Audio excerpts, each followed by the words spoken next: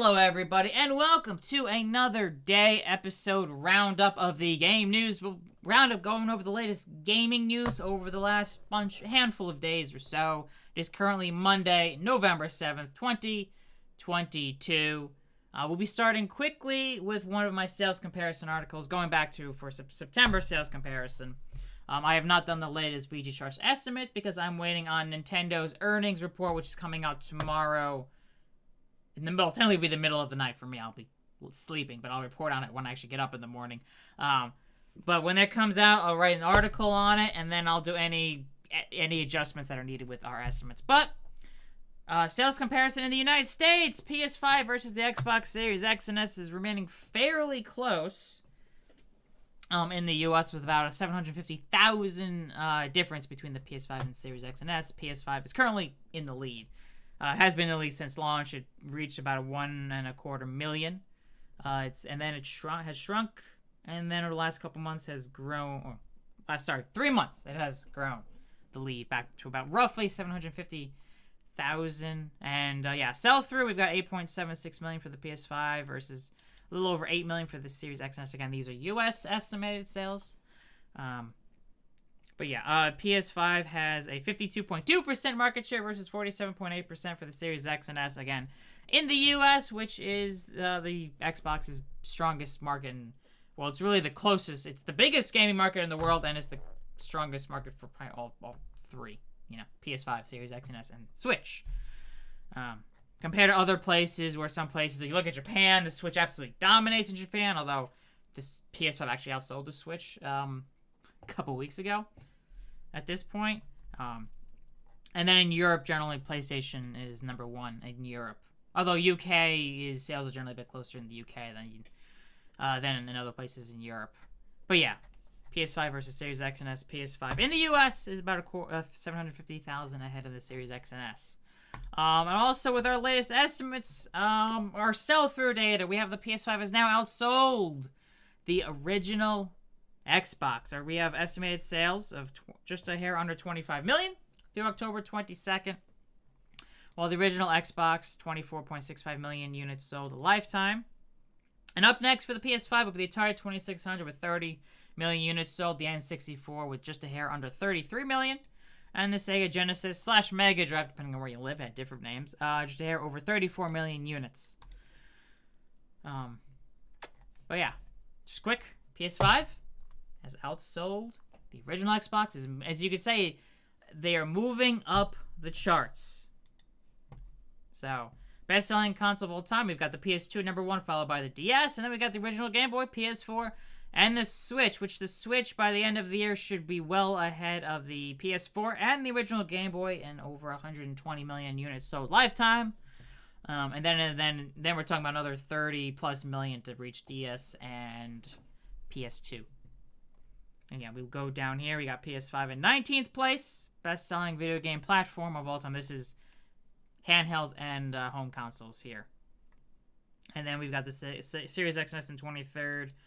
By the end of the year, it'll probably be around the original Xbox. Depends how much sales are up year over year. But I'm going to say they'll probably be between 24 and 25 million by the end of the year. PS5 will probably, which should be, I wouldn't be surprised, it should have no problem passing the Atari 2600, and then catching up and maybe potentially by the end of the year, if there's enough stock to outsell the N64. It'll be close. I would just think maybe 31, 32 million by the end of the year. But you never know. It depends on stock. We're heading into the holidays. Sales go crazy in the holidays, and we all know with the shortages, Series X has been hard to find. The PS5 has been hard to find. So there's enough stock, there's enough demand, sales could go crazy. We'll see over the coming weeks and months. Phil Spencer, in a new interview with Wired, Phil Spencer being the Microsoft Gaming CEO, he was asked if there were plans for Blizzard to bring back some of its classic RTS games, like StarCraft. Now, Spencer at this point, he's not allowed to say anything like, oh yeah, definitely, Microsoft is in the middle of acquiring Activision Blizzard, which means they can't say anything of what their exact plans will be coming in the future. Yes, we're going to tell them to make these exact games. The plans are this. The only thing we've been able to get a hold of is they plan to keep Call of Duty, like Minecraft, multi-platform, so it'll still be coming to the PlayStation. They even hinted that we might even see Call of Duty games potentially coming to Nintendo platforms in the future. I would assume if it is coming to the Switch, it would likely be via the cloud, my guess. We'll see. But yeah, his direct quote, Phil Spencer. The first thing I would say is I'm not allowed to make any decisions about what happens at Blizzard or Activision or King. Yeah. So this is all just kind of talking and thinking about what the opportunity is, but you're absolutely right. Not only StarCraft, but Warcraft, when you think about the heritage of RTS games that we're talking about here, specifically from Blizzard. And yeah, Minecraft is on everything. It's on the new Nintendo 3DS. Yeah, although I don't think Bedrock Edition is on new Nintendo 3DS. I mean, it might be, but I don't think it is. But yeah. And I don't have any concrete plans today because I can't really get in and work with the teams. Not until the deal is closed and Activision Blizzard becomes part of Microsoft and you say Team Xbox. The Xbox family. As you've got like Xbox Game Studios in one area, you got Bethesda and then Activision Blizzard.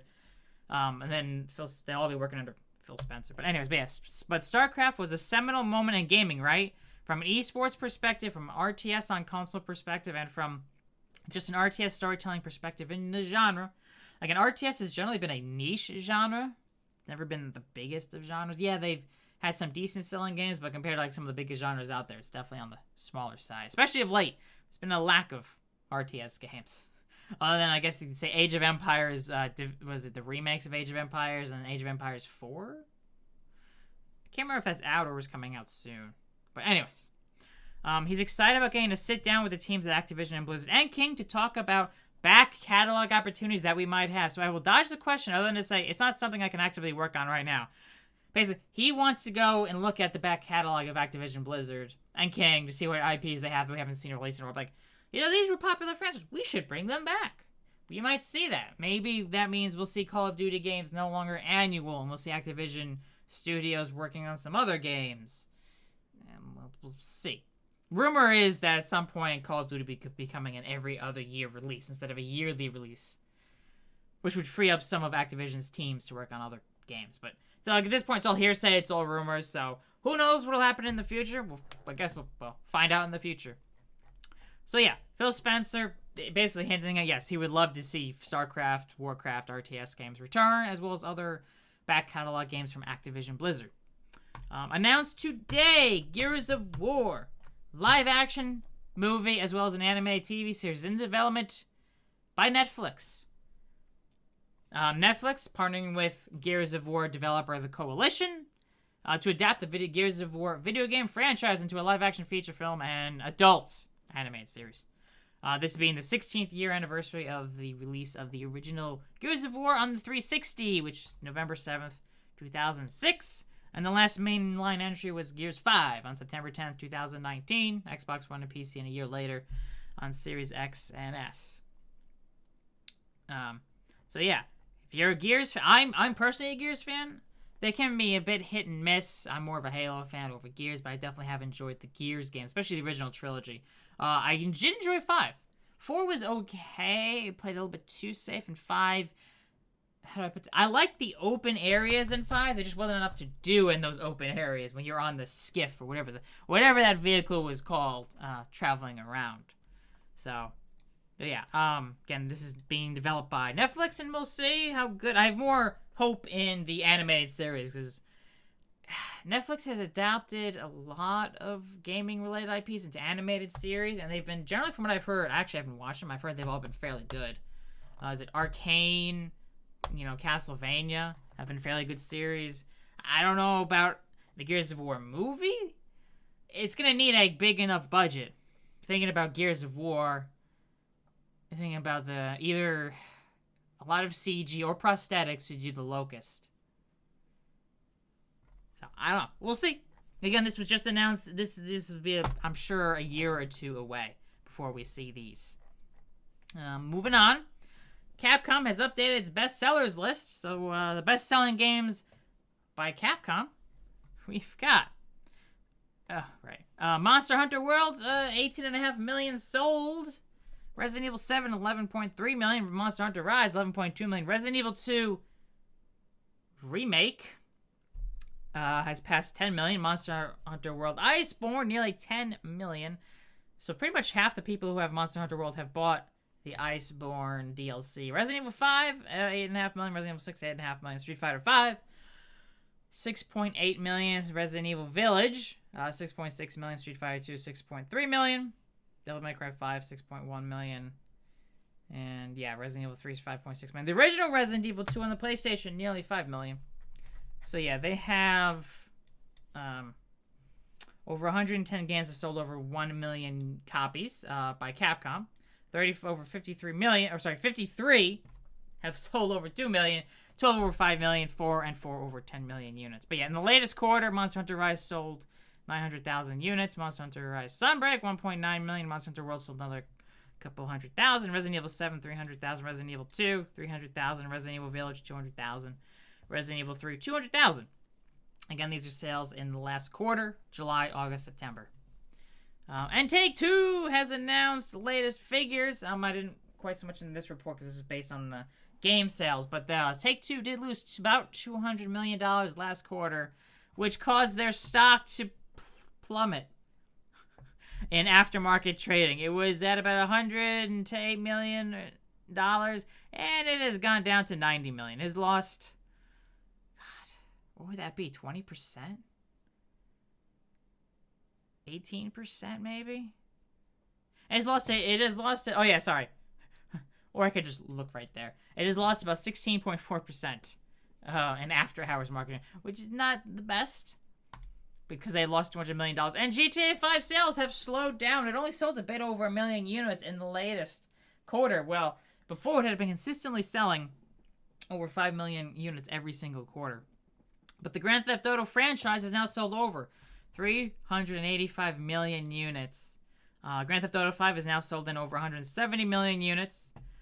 It's the best-selling game of the past 10 years in the United States, based on both unit and dollar sales. It also reached $1 billion in retail sales faster than any entertainment release in history. And I would expect GTA 6 to break that record. I'm going to take a guess, take a stab in the dark, that GTA 6 is going to break $1 billion in 24 hours. I know that sounds absolutely nuts, but it's GTA 6. The demand for GTA 6 is going to be nuts. Also, GTA 5 released on the PS3 and 360 at launch. And then a year later, it came to PS4 and Xbox One. And then a year after that, I think it was like a year after that, came to PC. I would expect GTA 6 to come out on the PS5, Series X and S, as well as the PC at launch, day one. I expect to be on those platforms day one. Now, PS4 and Xbox One, I guess if they run well enough, we might see a last-gen release, but I don't see the game coming out for another 2 or 3 years. Unless they try to rush it out, but I hope they don't take their time. We've all seen what happens with Cyberpunk, as I've brought it up a million times at this point. We all have seen how bad Cyberpunk is. Or was at launch. It's gotten better. You know, how many games get rushed to launch, and it's like, oh, whoops, it's broken. But anyways, Red Dead Redemption 2. Red Dead Redemption series with only 2 releases now sold over 70 million units. Red Dead Redemption 2 accounts for over 46 million of that figure. NBA 2K series has sold over 130 million units. Borderlands series is over 77 million, which is up from 75 million the previous quarter. Borderlands 2 is now sold over 27 million, and Borderlands 3 over 16 million. Tiny Tina's Wonderland is sold well. How do I put this? It is viewed as the best new franchise from 2K in several years. I'm not sure what other new series there are, but there's that. Sid Meier's Civilization franchise has sold over 63 million, up about 1 million from the previous quarter. And BioShock has sold in nearly 41 million, up from 39 million previous quarter. And a tease, Final Fantasy XVI, which we know is coming out in summer 2023 for the PS5.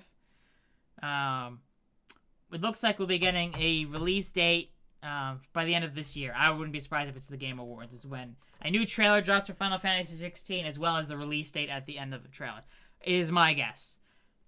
Summer 2023 could be June, July, August, maybe even early September of next year. June wouldn't surprise me, but I don't know. We'll see. We will see. Oh, and also, actually, I didn't pull it up. From today was announced Final Fantasy XVI. It's a PS5 exclusive for 6 months. That is according to a sizzle trailer that PlayStation released. They showed a little sizzle reel, a little tease of Final Fantasy 16. And then the fine print, it said Final Fantasy 16 anticipated summer 2023. PS5 exclusive for 6 months was what the text read. Now, Final Fantasy VII Remake was originally a 6-month exclusive to PlayStation as well. That only came to PC later on down the road. I think it was an Epic Games Store exclusive at first, and then it came to Steam, but it also never saw release on the Switch or an Xbox console. I'm assuming Final Fantasy 16 probably will be the same. 6 months later, we'll see it on the PC. Or a year later, we'll see it on the PC. That is what my guess is what we'll be seeing with Final Fantasy 16. Probably not coming to the Switch or the Series X and S. But yeah, I guess you never know. You never know. But yeah, exclusive 6 months PS5. A couple more quick things. The head of Xbox Game Studios, Matt Booty, in an interview from last week, announced that Grounded from Obsidian Entertainment, that little survival game, pun intended, where you're the size of an ant, you're surviving. It's kind of like Honey, I Shrunk the Kids and a survival game combined into one game. Has topped 13 million players, following its full 1.0 release. I think that's decent for a game that was developed by 20 people. Yeah, Grounded, I think we had over 13 million players as of today, said Booty. We just did the full 1.0 release. Very small team of about 20 people. And how do you get a game done with that small of a team inside of Obsidian? You use all the tools that Obsidian has got. All the RPG tooling. All the things that they've put together. You sort of are pulling things off the shelf to be able to put your own spin and your own idea on it. So that was able to help the small team to be able to make Grounded without needing more time or, I guess, a bigger team. I think for me that Grounded is such a great example of how you can create something that has got a cool, unique feel. It's clearly something that stands on its own to innovate, but it didn't require a lot of technology heavy lift because they were really using stuff that came off the shelf from years of working at Obsidian. So yeah, the game released in early access in July 2020, and the full release happened on September 27th of this year. Again, it's available to play on the Series X and S, Xbox One, PC, and if you have Game Pass, it's available on there as well. And from today, there was a tease. Mass Effect. There's a little tease and a new blog post. Basically, the game is still in pre-production for the next Mass Effect game, but it is going very well. Since we last spoke about the next Mass Effect game, pre-production development has been proceeding very well. The team, comprised of Mass Effect franchise veterans as well as some amazing new additions to BioWare, has grown steadily. They've been hard at work crafting new characters and locations that you'll love, as well as revisiting many that you'll remember. This sounds more like almost full production than pre-production, but I guess this still counts as pre-production? I know, different company, right? Bethesda has come out and said their pre-production is really long, and their actual full production is a lot shorter than their pre-production time on their games. So I guess, pre-production is getting the engine ready to go. Story elements, maybe getting some of the art done, a little bit of the world done, and then full production is getting all, I guess, the voice acting done, all the full art assets done, animations, and whatnot. But anyways, it's my guess. But yeah, and a little tease, which, thank you all the agents. Yeah, there's a big footage here, big download file. You're able to decode some stuff. But, nope, sorry about that. That was so loud. So, I can see it. How did we it's a little bit of audio. Exactly. The council will be furious. Although they should know by now not to underestimate human defiance. Perhaps worse, they must living it. So yeah, a little tease. But the game is still going to be a ways off from release. But anyways, that's going to do it for today's Game News Roundup. If you enjoyed it, be sure to hit the like button and subscribe, and feel free to leave a comment if you have anything to add about any of the gaming news or any other gaming news that I missed. Feel free to add it below in the comments. And yeah, thank you all so much for watching. See you all in the next video.